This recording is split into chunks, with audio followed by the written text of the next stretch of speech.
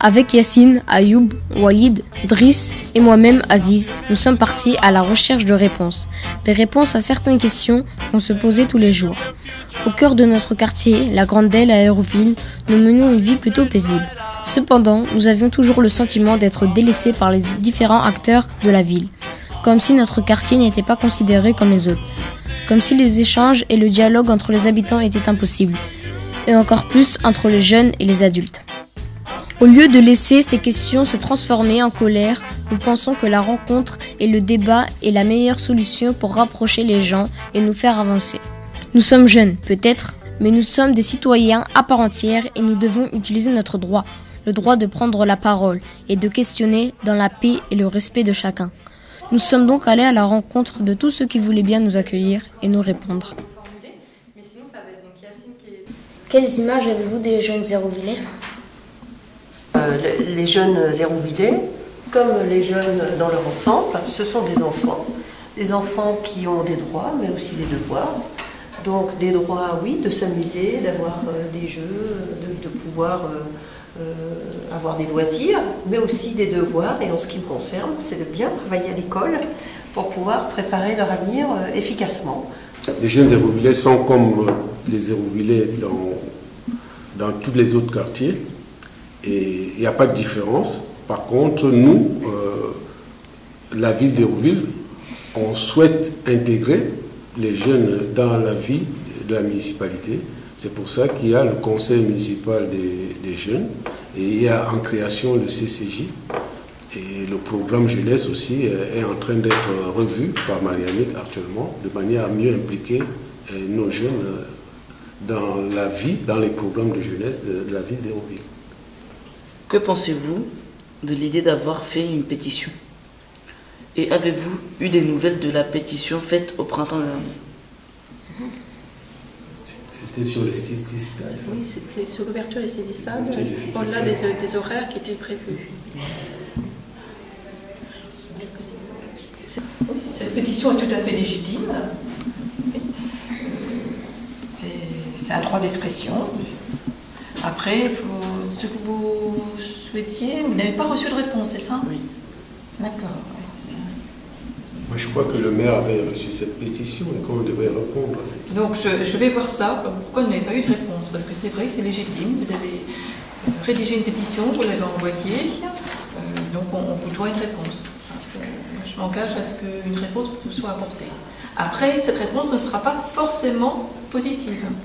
Est-ce que les jeunes ont leur place dans la citoyenneté? Bien évidemment, les jeunes ont leur place dans la citoyenneté. Effectivement, comme le disaient nos élus, ça passe par des droits et des devoirs, par une action au quotidien, de façon à ce que, voilà, on vive le mieux ensemble et qu'on se respecte les uns les autres, que ça soit au niveau, voilà, des terrains de sport, au niveau du voisinage, au niveau de l'espace public en général. Et puis bien évidemment, la citoyenneté pour les jeunes, c'est aussi s'impliquer dans la vie locale, s'intéresser à ce qui se passe sur Hérouville-Saint-Clair. Donc ça passe aussi par une recherche d'informations, se poser des questions sur ce qui est fait, ce qui est projeté, et puis donner son avis, effectivement. Donc bien évidemment, les jeunes ont une part, un rôle à jouer dans la citoyenneté, et la ville donne la possibilité aux jeunes de donner leur avis justement sur des projets, d'initier des actions, notamment avec le conseil consultatif de la jeunesse et le conseil municipal des jeunes. Et puis au sein aussi des activités proposées dans le service jeunesse. Voilà, en quelques mots. Nous nous sommes réunis en groupe afin de monter un projet d'échange culturel avec l'Espagne. Nous sommes venus au Page. On nous a répondu qu'ils ne pouvaient pas nous accompagner sur notre projet. Je pense qu'effectivement, ça mérite plus de précision. Sur... Ils ont dit que c'était financièrement. Financièrement. Non, c'est leur programme. Ça ne correspondait pas au programme. Voilà, donc effectivement, il faut apporter des précisions. Le programme est établi au Page, vous savez, pendant les périodes de vacances, il y a donc des activités qui sont proposées pour l'ensemble des jeunes. Et c'est vrai que quand on vient avec un projet comme ça ciblé, on ne peut pas y répondre de façon, on va dire, directe. Ça mérite effectivement qu'il y ait, on va dire, une étude plus approfondie, savoir effectivement pourquoi vous y allez, combien ça coûte, exposer aux élus, pour qu'on puisse effectivement le mettre éventuellement en place. Et ce qu'il faut aussi comprendre, c'est que le PAGE, on est dans le droit commun. C'est-à-dire qu'on propose des projets à l'ensemble des aérovilés. D'accord? Donc la qualité, c'est souvent sur des projets qui concernent le plus grand nombre. Quand il y a un projet spécifique comme ça nécessite effectivement, on va dire, une étude plus approfondie. Apparemment, vous êtes tous que des jeunes de la Grande Aile, déjà. C'est-à-dire vous n'avez pas mis les jeunes d'autres quartiers. Et ensuite, il paraît que vous êtes tous d'origine étrangère. Oui. Et pourquoi? Voilà mes deux questions. Pourquoi uniquement? Et pas de filles. Et pas de filles. Et pas de filles. Ouais, on en a déjà parlé. Déjà, pourquoi vous êtes tous d'origine étrangère? Pourquoi est-ce que vous êtes tous de la Grande Aile? Pour les filles, c'est pas le même. En fait, on n'a pas tous le même délire et ils sont plutôt dans leur bulle et nous dans notre bulle. La Grande Aile. La Grande Aile, c'est parce qu'en fait, là justement, la question, c'est on essaie d'avoir un lien intergénérationnel et interquartier. C'est parce que justement, les quartiers sont plutôt renfermés sur eux-mêmes et il n'y a pas d'échange entre les quartiers. Et justement, on aimerait faire des événements, créer des événements pour que tous les quartiers soient réunis et comme une fête des voisins, mais en fait, c'est la fête des quartiers et on fait ça. Notre quête ne s'arrêtait pas à la réponse des élus. Nous avions besoin d'en savoir plus. Nous avons eu la chance d'être reçus par Ismaël, policier municipal à la ville d'Hérouville-Saint-Clair. Nous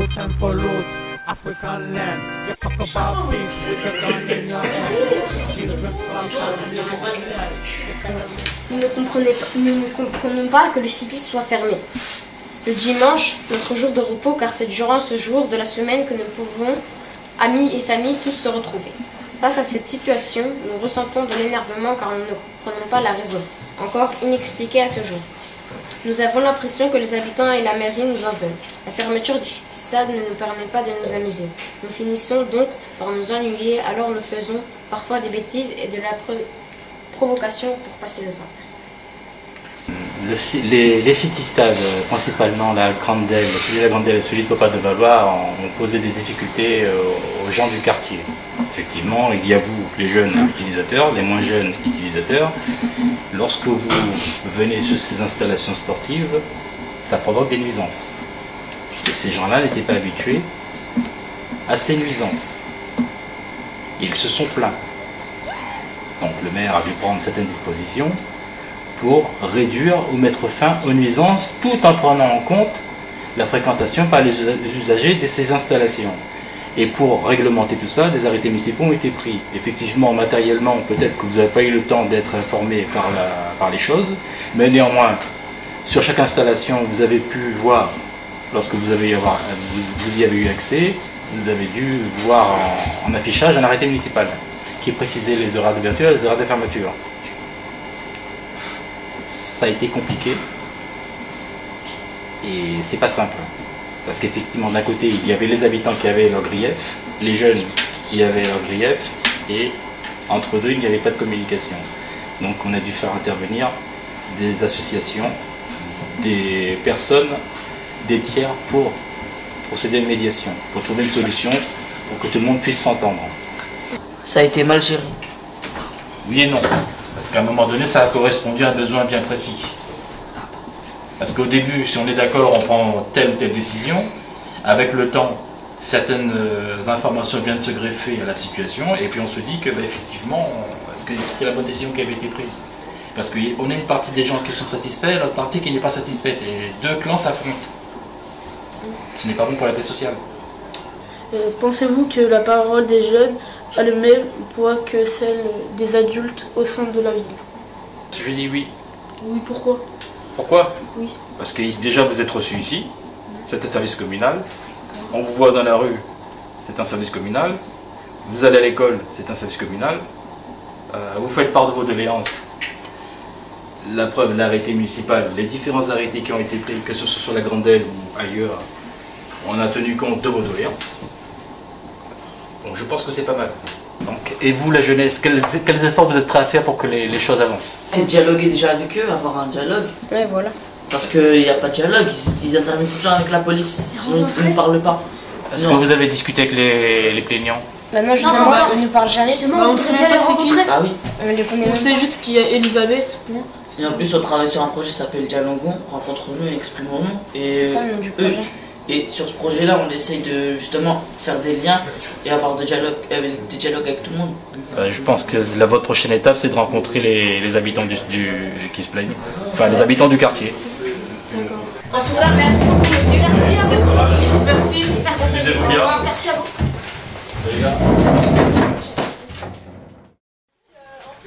C'est dit, prévenez-moi, je lui ai dit pour les vestiaires, je lui ai dit qu'on n'allait pas être là lundi, mardi.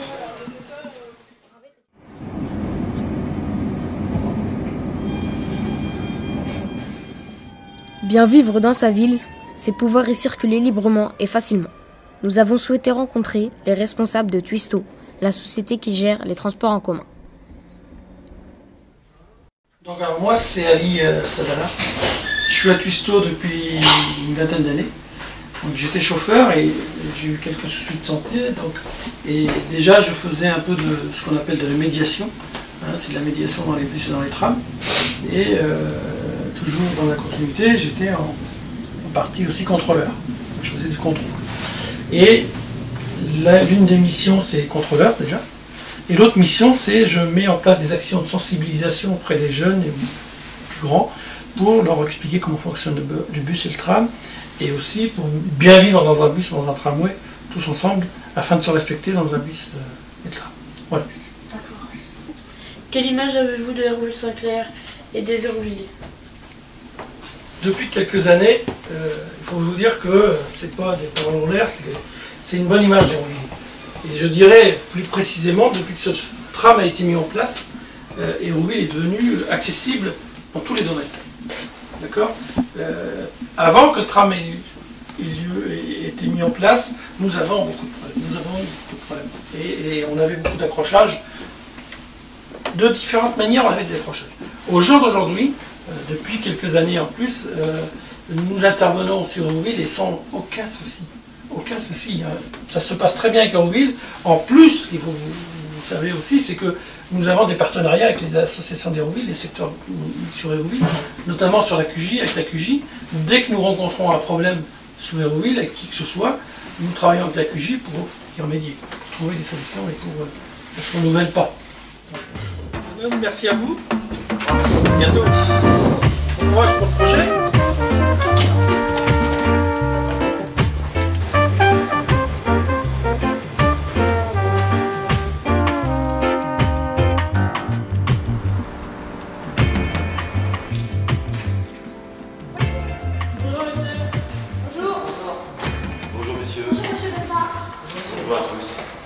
Nous passons la majeure partie de notre temps au sein du collège ou du lycée. Pour nous, l'école et l'éducation en général est essentielle. D'où que tu viennes, qui que tu sois. Pourtant, il nous arrive de rencontrer des injustices. Nous avions besoin d'en parler.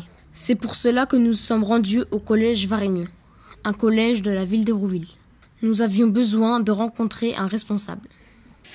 Parfois, nous avons l'impression que nos origines nous portent préjudice à l'école dans nos relations avec le professeur. Qu'en pensez-vous? Oui, parfois, ça peut arriver. C'est sur le parfois que c'est important. C'est-à-dire qu'en effet, l'école et les adultes qui la composent, c'est la France, dans toute sa diversité. Donc on a qui s'appelle Bensa, comme moi. Tu te doutes que Bensa, c'est pas un nom breton. Donc voilà, mes origines, elles viennent d'Algérie. De même que tu as des gens comme moi qui sont au sein de l'école, et ben tu as des gens qui vont pas apprécier, des gens qui vont pas être français depuis 9 générations. Donc c'est une réalité, mais c'est une réalité qui est la même pour toute la société. Vous allez tous vous rendre compte au fur et à mesure qu'en effet, il peut y avoir une différence de traitement chez certains.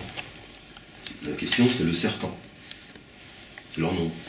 Parce que l'important, c'est de ne pas les rendre majoritaires. Donc, en effet, parfois, ça peut arriver au sein d'écoles qu'il y ait ce qu'on appelle, on va parler clairement, qu'il y ait des formes de racisme qui interviennent. Heureusement, c'est une situation extrêmement minoritaire. Et l'école, c'est aussi un lieu qui concentre des gens qui pensent qu'ils font un métier important, qui pensent que l'école, c'est important, qui pensent que transmettre aux mômes, c'est important. Et chez ces gens-là, en général, la question du racisme, ça leur file un peu d'urticaire. Donc tu peux être confronté à un cas individuel, un prof ou un CPE ou un agent de service qui soit clairement raciste. La meilleure solution, c'est en effet d'en parler. Parce que le racisme, c'est un délit, c'est pas normal. Et en effet, l'école, de manière collective, elle peut avoir des réponses par rapport à ce genre de comportement. Merci.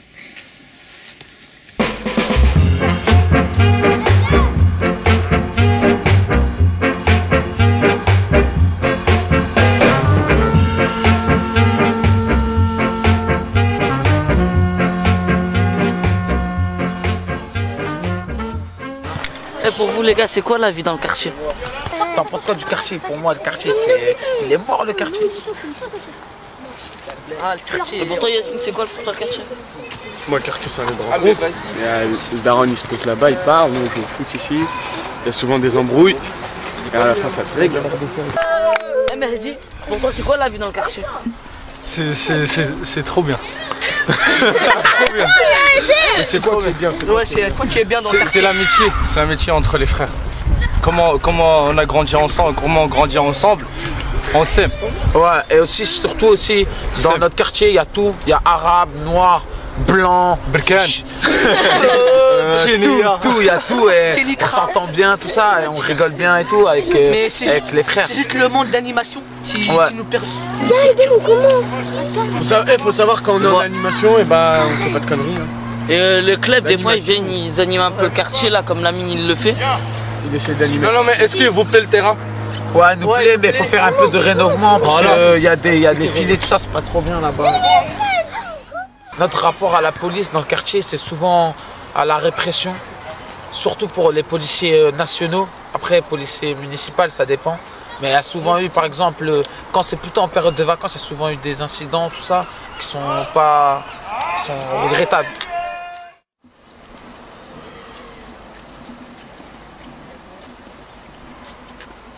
Bonjour, je m'appelle Ayoub Bouenmaran, je suis scolarisé au collège Nelson Mandela, en 3e, j'habite à la Grandelle.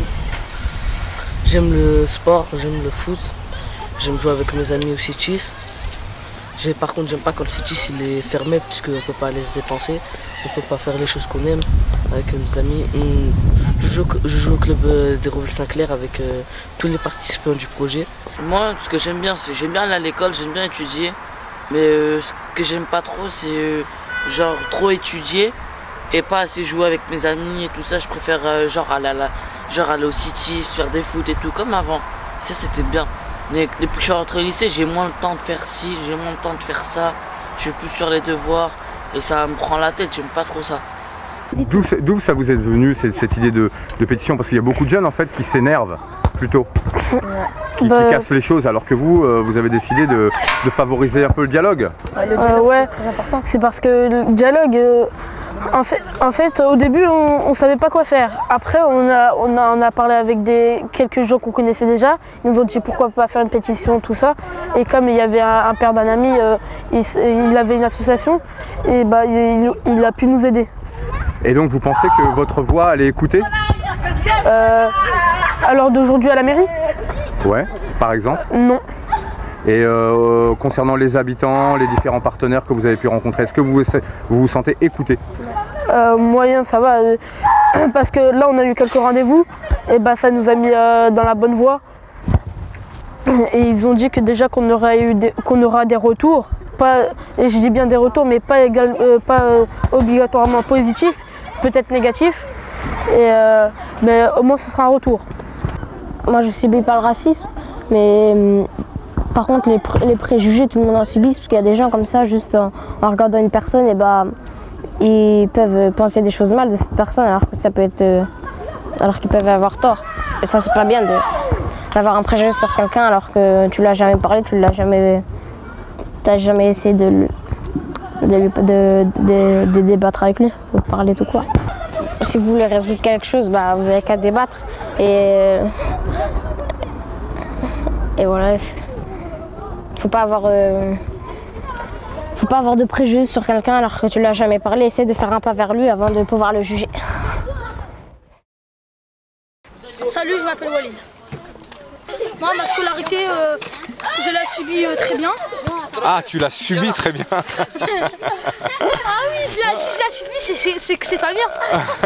Mais c'est marrant. C'est marrant à la fois, tu l'as subi, mais très bien.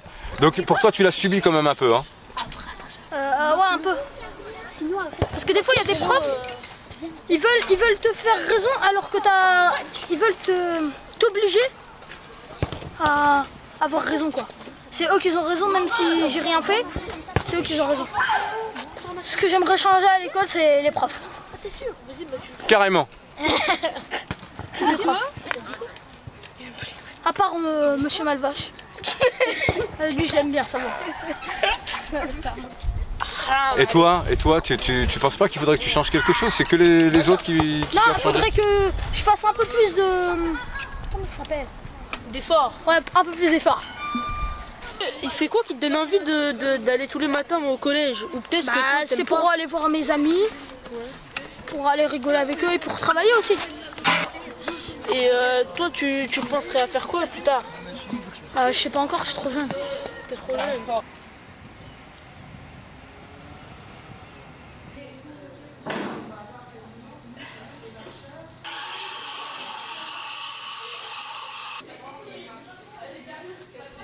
Après toutes ces rencontres et ces échanges, il nous paraissait essentiel de rencontrer les habitants, ou tout au moins 2 d'entre eux. Je suis Madame Angélique Hélène du quartier de la Grande Delle et il y a 45 ans que j'habite où je suis toujours, au 1402. 1402. Oui. Et tu sais, je fais partie de l'association du quartier de la Grande Delle depuis 38 ans.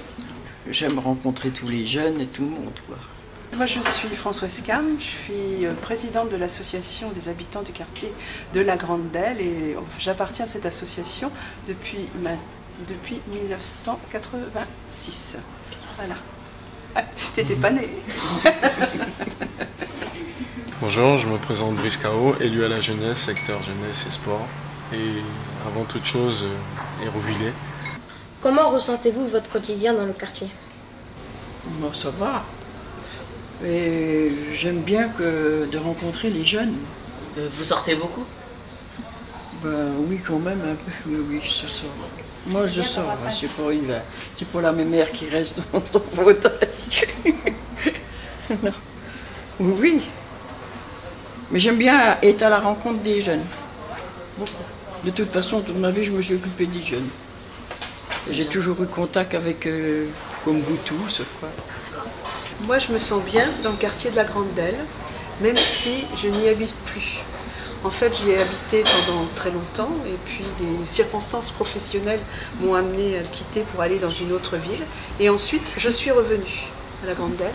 Et ça a toujours été, j'ai compris la notion du village parce que à partir de mon appartenance à l'association. Et en fait, moi, quand vous m'avez dit, oui, vous me connaissez, parce que à travers les activités de l'association, et le but de l'association étant le lien entre les personnes du quartier et d'Hérouville, et en fait, ça nous a permis, Hélène, qui, là, elle dit qu'elle sort, mais oui, elle sort à travers, d'une part, sa vie quotidienne, mais aussi à travers toutes les activités qu'on peut proposer. Hein, et c'est vrai que notre regret est peut-être qu'on n'a plus trop de jeunes qui viennent nous voir, comme ça pouvait être dans le temps, puisque dans le temps, on avait des activités qui se sont petit à petit estompées parce qu'elles ont été... Il y a eu des tas de structures qui se sont aussi créées sur Hérouville et qui ont fait que vous êtes allés vers ces structures-là. Que pensez-vous du lien intergénérationnel et interquartier? Oui, par rapport à ça, à travers les rencontres, ne serait-ce que quand on entend parler à la maison de retraite, les nounous qui viennent avec les enfants qu'elles gardent, le transfert entre les écoles, les rencontres pour parler de certains thèmes entre par exemple les anciens combattants et les élèves. Je pense que vous en avez eu dans votre collège et dans votre lycée. Et ça, je pense que c'est quelque chose qui se développe. Nous, à notre niveau, au niveau de l'association, on n'a pas réussi à peut-être créer ce lien, sauf dans des activités, dans des rencontres, dans peut-être des fêtes un peu informelles, ou au carnaval, où là, on a effectivement les jeunes avec leurs familles qui viennent, et ça fait des rencontres sympas.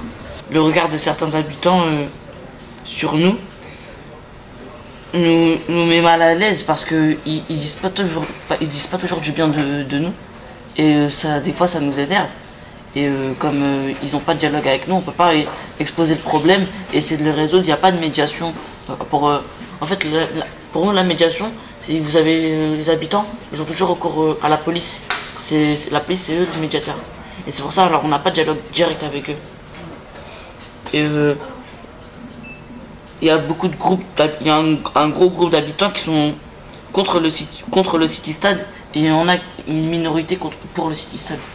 Si je peux rebondir sur ce que Driss vient de dire, qui me semble très très intéressant et pertinent, c'est-à-dire qu'on peut constater qu'il y a une méconnaissance des jeunes et de leurs aînés. Pourtant, nous, tous les deux sont issus du même quartier et fréquentent la même ville. Donc, pour que cela se fasse, il faut plusieurs leviers. Il faut aussi déjà avoir cette possibilité naturelle d'aller vers l'autre.